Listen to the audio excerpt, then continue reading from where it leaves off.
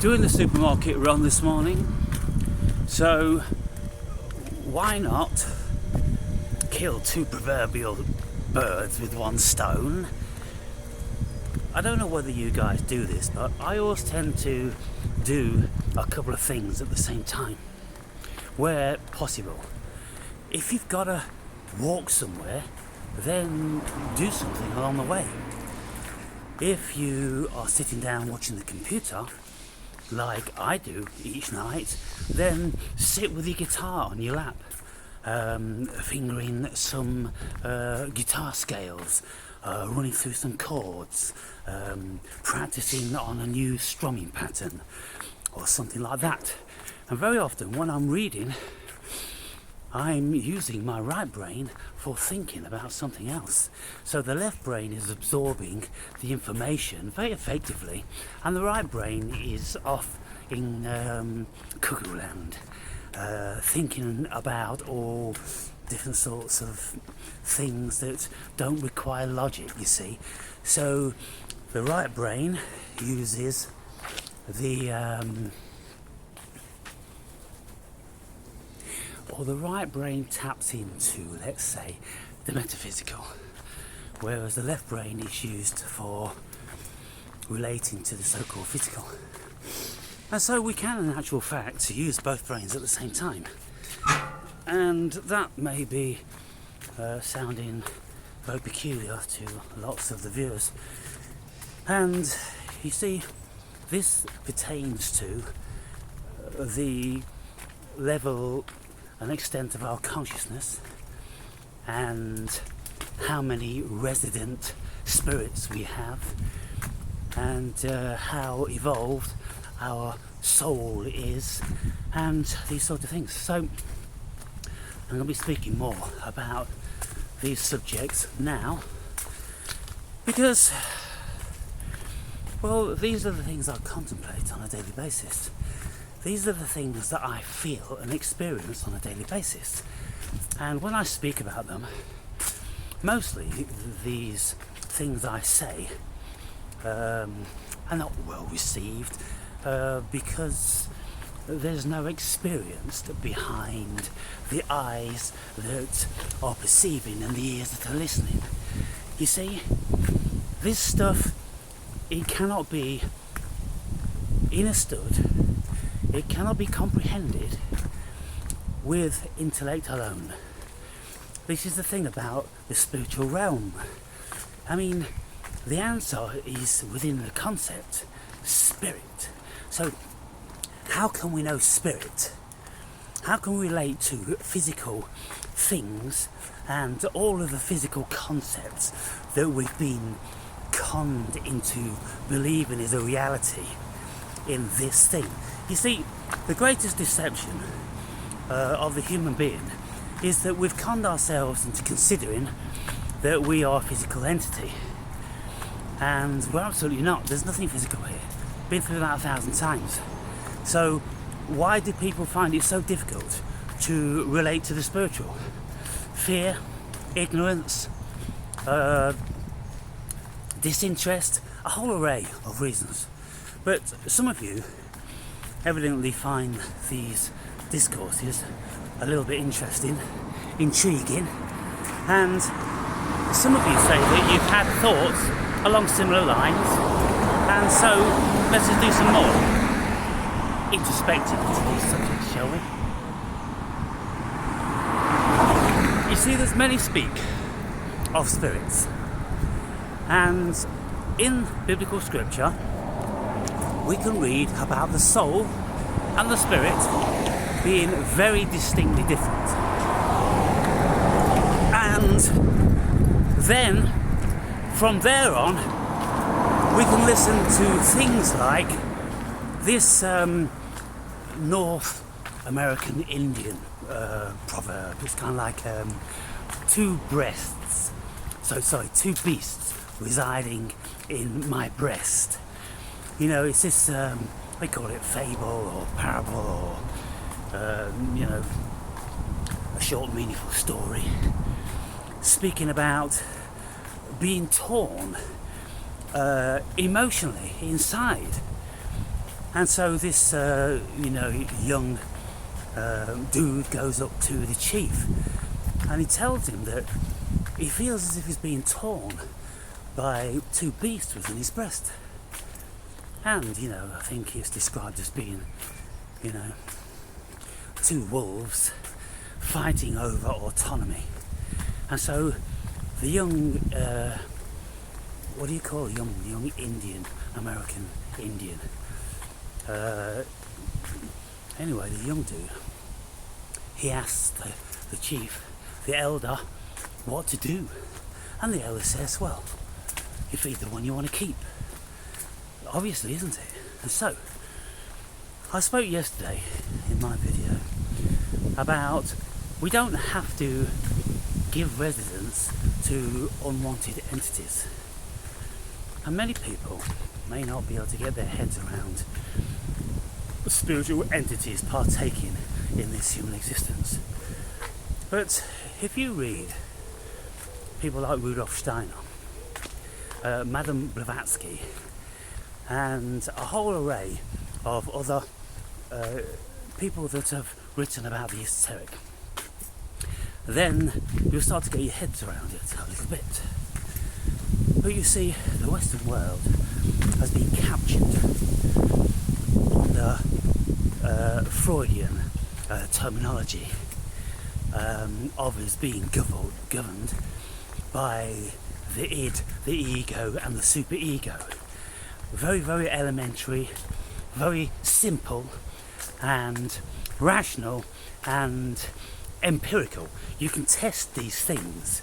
All you've got to do is, hold a conversation, a probing conversation with anybody, and you can see that they have this id facet of their lower humanisms, which is the animal instincts, and it just wants to do the animal things, and it doesn't want to be held to account. That's the job of the superego, which is the conscience. And in between you have the main body of the ego, which is the governor. And so the governor, the main ego, goes through life having all these varieties of desires and tendencies which stem from the basic human being. It's basic survival stuff. It's the acquisition of food and sexual relief and anything else that the body wants, and it wants it now. Well, the moderator of the ego has to go, well, you can't just take sex. I mean, that's like too caveman for this, period. You have to woo a woman, or at the very least you have to enter into a contract if you're going to engage in that. Otherwise there's serious ramifications. And so this is the level that most people are at. They are thinking that they are real boys and there is a physical entity here and we are governed by other physicalities, i.e. the desire and the lust and the hunger and desire for sleep and all these sort of things. We are governed by the physical realm, but that's too simple, vastly too elementary. But to engage with anything else is too sophisticated. So what I'm endeavouring to do is open up people's consciousness into thinking about something at the very least in between. And so when we consider the Freudian attributes of the id, the ego, and the superego, if we consider alongside those the Jungian facets of archetypes and personality types. You see, Jung, he promoted this introvert, extrovert thing. And it's very, very broad, and few people are one or the other. Of course, we have tendencies to be introverted and tendencies to be extroverted, and these can very often be in conflict with one another, or people could be more of one than they are with the other. But there are always exceptions to the rule, and there are many variances among these stereotypes. Then when we look at the archetypes and we look at these phenomenon, the characters which we have come to coin as the knight in shining armour, the saviour, the superman, the demon, the seductress, the succubus, the wise person, the fool, all these different characters, all these different personas. When we look into the ancient Greeks, who were very much given to playwright, and they would perform these plays much the same as the Chinese and Japanese did. They used these face masks, and these face masks, I think in Greek predominantly, were known as personas. And persona is where obviously person comes from. And so if we ask ourselves, is a person a real thing? Then if we go to the root of the word, we have to concede that no, a person isn't a real thing. A person is a creation, a character. So when we see these, white porcelain masks with the Orientals on the stage, and when we see any mask of any variety throughout our whole history and cultural diversity all over the world, we can see that humans have been donning masks. And we've got the African masks, we've got the Aztec masks, we've got Mayan masks, we've got all different sorts of masks all over the world from every single culture, because they were expressing their personas. They were expressing their inner characters. They were allowing their spirits, their resident spirits, to express themselves via us. Now, some people in the comments have an issue because I'm not explaining exactly everything in a few lines in one video. And I reply, well, don't you think that's a little bit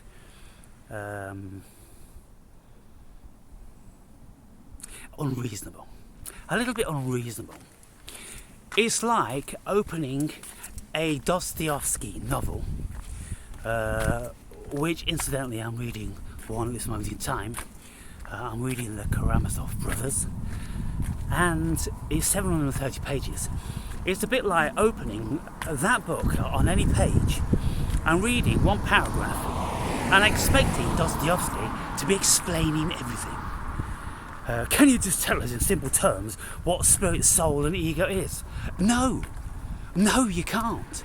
And in actual fact, I endeavoured to lay something very, very basic before you in the last video. And so I did exactly what one viewer requested. But then I say, well, look, if you really want to know the ins and outs of all this stuff, then you have to be very, very well read. You have to be long in the tooth. You have to have had a whole multitude of experience which has shown you what these things are and what the difference is. And so I'm speaking from a dimension, of course, which is very abstract from where most people are thinking from. Because I've been to the mountain and I've looked over to the side and I've seen what was there. And so it has been my subjective, visceral, conscious experience to engage with varying entities, spirits, and those varying facets of the spiritual dimension. And I say in my book, by the way,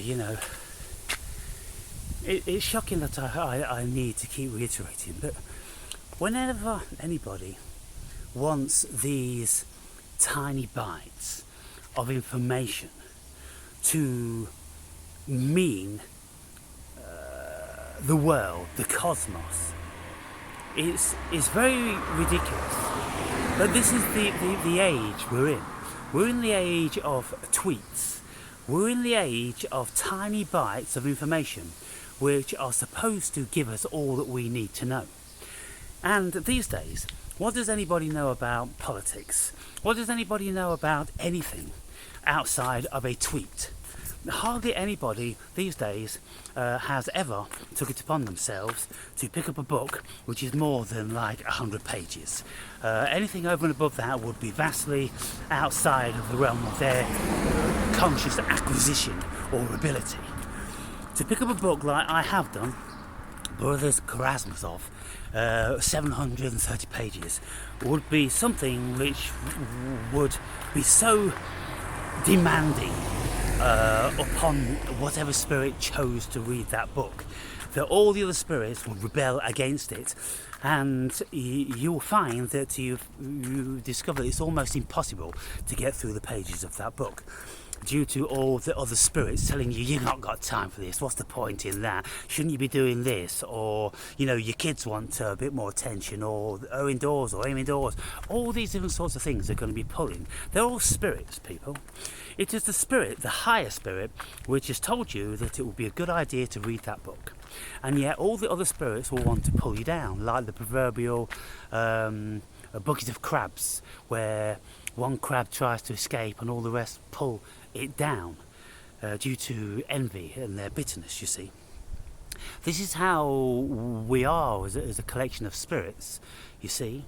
And unless, of course, you can eradicate these negative spirits that get in your way, unless, of course, you have a determined spirit, unless, of course, you have spirits that are much more powerful than these fickle little gremlins that want to destroy everything that we set out to do.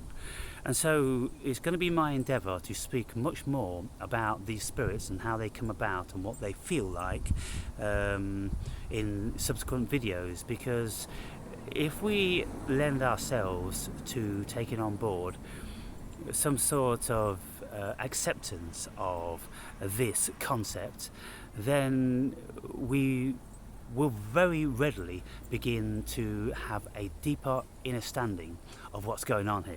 Because what's going on here isn't by any shape and mean what Freud told us it was, that there is 3 agencies within and that's it.